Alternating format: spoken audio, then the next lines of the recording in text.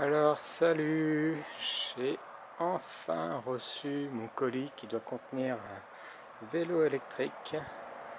Ça fait un mois que je l'ai commandé et un livreur vient de me le livrer. Vu que le colis est assez grand, je vais l'ouvrir dehors. C'est un vélo que j'ai acheté chez Gearbest environ 720 €. Et on va voir si il tient ses promesses.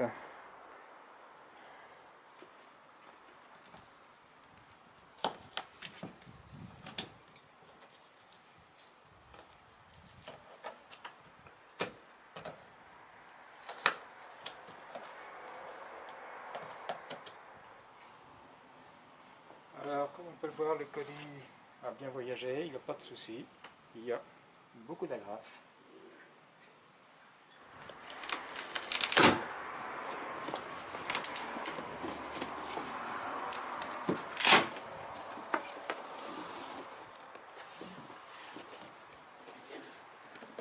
Comme on peut le voir, le vélo est en partie en pièces détachées.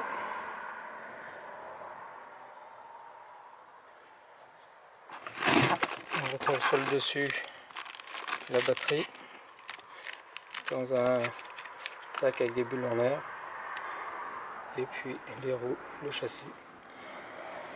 On va ouvrir tout ça. On a un carton.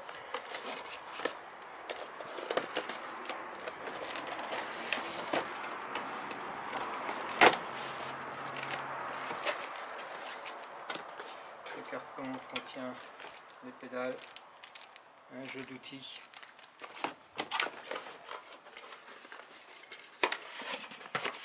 et le chargeur, ainsi qu'une petite notice.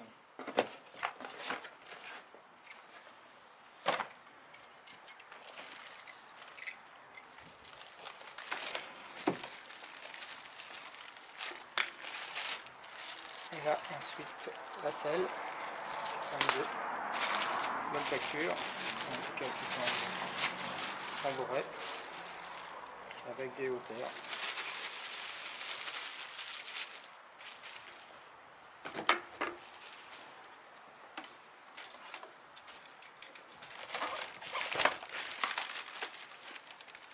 La batterie,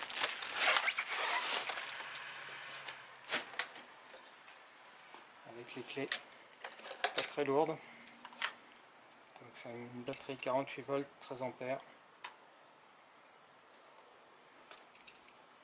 Un indicateur qui dit qu'il y a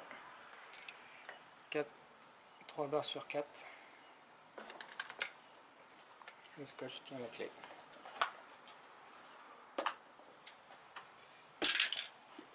Bon, je vais essayer de tout extraire.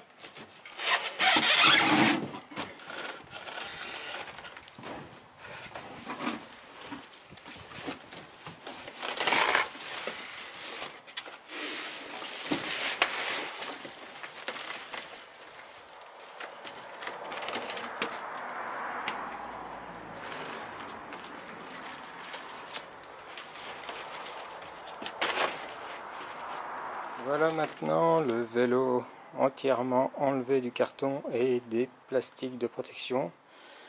Il y avait une bonne dizaine de colliers en nylon pour tenir les choses.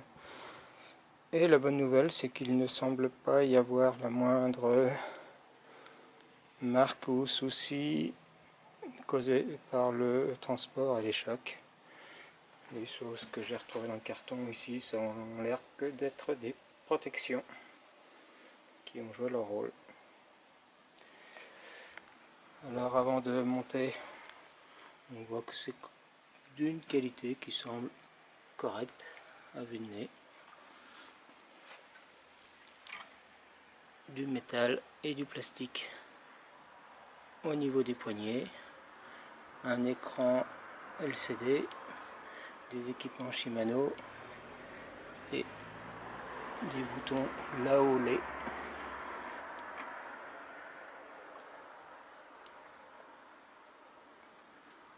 des protections en plastique, ici la tête des suspensions de l'avant,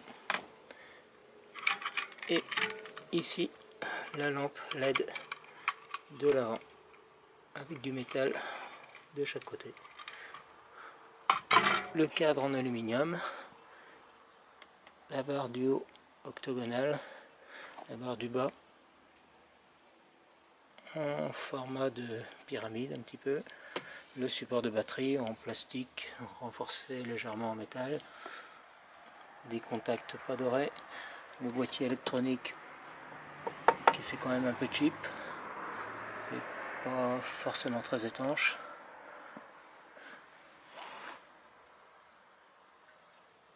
Les plateaux à l'avant, 3 plateaux en métal peint, marqué Niseko N18. À l'arrière, 1, 2, 3, 4, 5, 6, 7 plateaux, qui semblent d'un petit peu meilleure qualité, avec un dérailleur marqué Shimano Tournée TZ, 6 speed. Bon. Et des freins à disque, dont je ne vois pas de marque de ce côté-là. Il y a également de l'autre côté une béquille blanche, mais pas du même ton de blanc. Ici, c'est 6 Brother.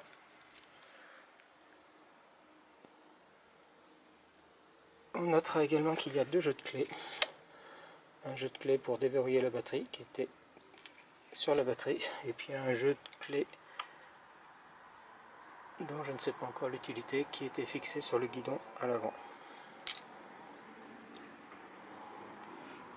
Pour ce qui est de la notice, elle est en anglais, qu'il faudra lire un peu plus tard. L'explication sur l'écran de contrôle.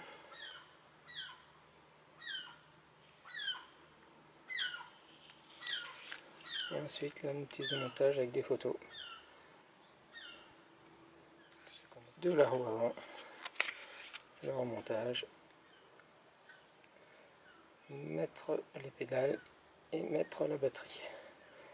Voilà. Et il y a une autre partie pour un vélo qui n'est pas celui-là, un vélo pliant. Et bien il ne reste plus qu'à voir tout ça. Allez, on va charger du montage.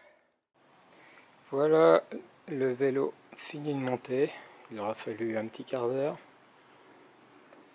Alors je vais répéter ce qu'il reste à faire lorsque vous le recevez. Vous démontez tout, vous enlevez tous les clips, vous tournez cette pièce là dans la direction de la fourche et de l'étrier qui va accueillir la lampe avec ces 2 vis là. Ensuite vous enlevez grâce au multi-outil qui est fourni ce petit étrier pour fixer le guidon. Alors d'après la notice il est censé y avoir des stries et sur le mien il n'y en a pas, donc vous égalisez de chaque côté de la partie renflée ici. On resserre bien. Il faudra peut-être régler après suivant votre morphologie en hauteur pour les poignées. Ensuite on fixe la lampe. De même, une clé Allen, 2 kits fournis, et il y a un écrou, un contre-écrou à ajouter. Moi, je conseille toujours d'ajouter du frein filet.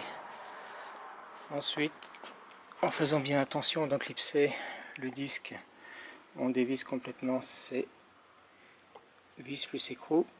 On ajoute du frein filet et avec une clé de 15, on serre bien fermement de chaque côté.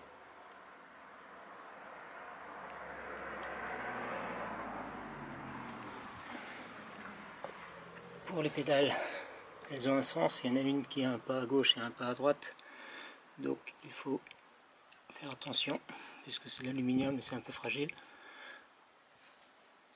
On insère ensuite la batterie et on verrouille avec la clé de verrouillage. Il y a deux clés, une clé pour verrouiller la batterie, l'autre qui permet de démarrer.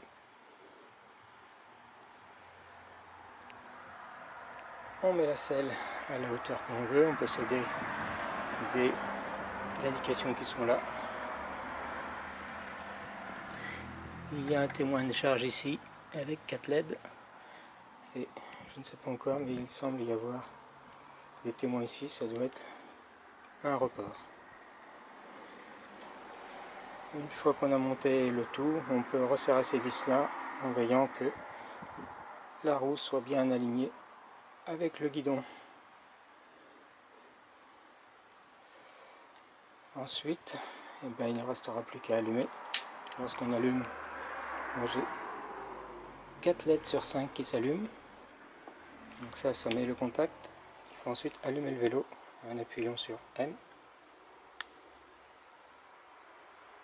La vitesse ici, le kilométrage ici. Ici,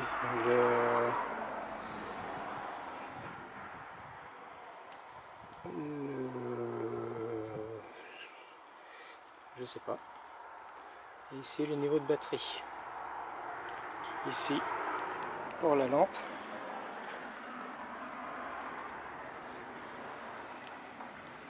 Et il intègre un klaxon, on suppose. Elle intègre un klaxon. On pourra régler les suspensions ici. L'arrière n'en dispose pas.